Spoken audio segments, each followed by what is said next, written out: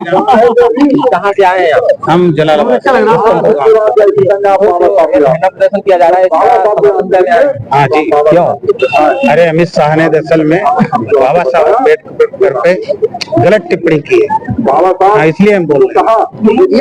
और टिप्पणी उनकी ये है अम्बेडकर अम्बेडकर ये फैशन डंडा लाए ना, डंडा लेके और कहा कि राम राम करो तो अब तक भगवान मिल गए होते तो राम राम वही करें हम लोगों को, अम्बेडकर को छोड़ दें। क्यों तुम अम्बेडकरवाद के चक्कर में पड़े हो?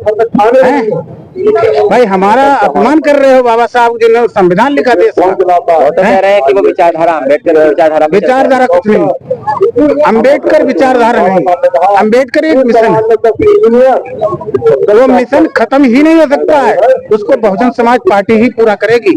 बाकी तो सब खाली अम्बेडकर का नाम लेकर और वोट लेना चाहते हैं, केवल वोट लेना चाहते हैं कि बाबा साहब के जो पुजारी हैं या बाबा साहब के अनुयायी हैं वो अपना वोट, बाकी इनका कुछ नहीं।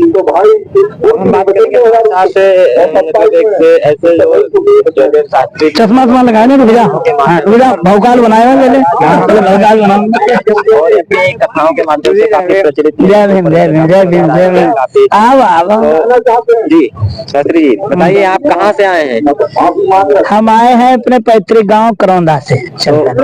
आप लगातार समाज में जागरूक करते हैं कथाओं के माध्यम से, अम्बेडकर पेरियार की जो है जीवनी बताते हैं लोगों को।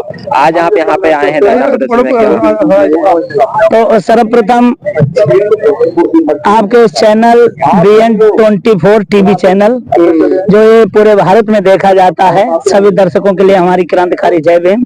और जो आपने क्वेश्चन किया है कि सब लोग इकट्ठे क्यों हुए हैं, तो इसके बारे में मैं कहना चाहेंगे कि कुछ दिन पहले अभी एक जो गृह मंत्री जी हैं अमित शाह जी, जिन्होंने बाबा साहब के बारे में अभद्र टिप्पणियां की हैं कि अम्बेडकर अम्बेडकर कहने से अच्छा ये होगा कि किसी ईश्वर का नाम जपा होता तो अब तक स्वर्ग पहुंच गए होते। फिलहाल में जहां तक है तहां तक उन्होंने सही कहा, हम उनकी बात का समर्थन करते हैं। क्यों समर्थन करते हैं? क्योंकि अमित शाह सही कह रहे हैं, उन पर अब बुढ़ापा है और उन्हें स्वर्ग जाने की भी आवश्यकता है। हम युवकों को अभी स्वर्ग जाने की नहीं, स्वर्ग पठाने की चेष्टा हम लोग करते हैं। और हम यही कहना चाहेंगे कि जब बूढ़ा शेर हो जाता है तो उसे शिकार का नॉलेज नहीं होता है, जंगल में घूमने का नॉलेज नहीं रहता है। और हम तो यही कहते हैं वही सिस्टम अमित शाह जी का हो गया है। अब इन पर बुढ़ापा है, अब ये क्या जाने राजनीति में बोला किया जाता है, इन्हें बोलने की भी तहजीब नहीं है। तो हम तो सरकार से भी निवेदन करेंगे और ये जनता से भी मेरा निवेदन है कि ऐसे व्यक्ति को, इनसे निवेदन हमारा है कि ये कुर्सी छोड़ दें, वही अच्छा है। वो तो कहते हैं कि भारतीय जनता पार्टी लगातार सम्मान करती है अम्बेडकर। ये खाली बकवास है। देखिए, कहने के लिए बाबा साहब का इस समय ये सत्य है, ये सही है कि बाबा साहब का सम्मान करने के लिए तो हर कोई भी करेगा, लेकिन कौन कितना दिल से मानता है वो चीज अलग की है। जो लोग जो बाबा साहब का संविधान है, बाबा साहब को आगे लेकर कार्य कर रहे हैं, चलते तो उनका मकसद सिर्फ है वोट का, कि बाबा साहब का नाम लेकर तुम्हारा वोट इकट्ठा करेंगे।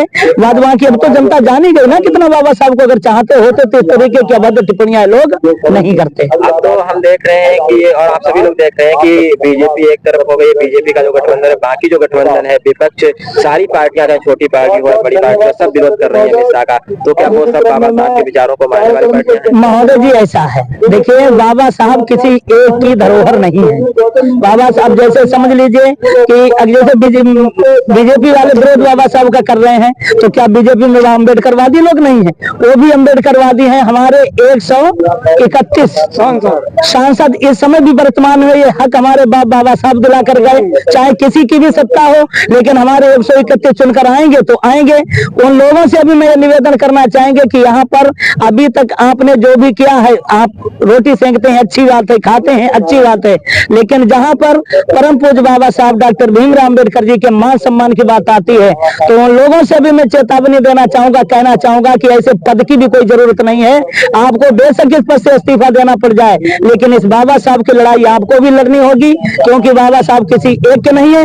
अगर ये लड़ाई अगर हमारी पर्सनल लोगों की होती, अगर आपकी नहीं है, तो ये बात याद रखें कि आज आपको सपोर्ट किया जा रहा है, आपको मंत्री का पद दिया जा रहा है, आपको एमपी का पद दिया जा रहा है। एक दिन वो होगा कि आपका भी पद निरस्त कर दिया जाएगा, आप भी किसी लायक नहीं रहेंगे।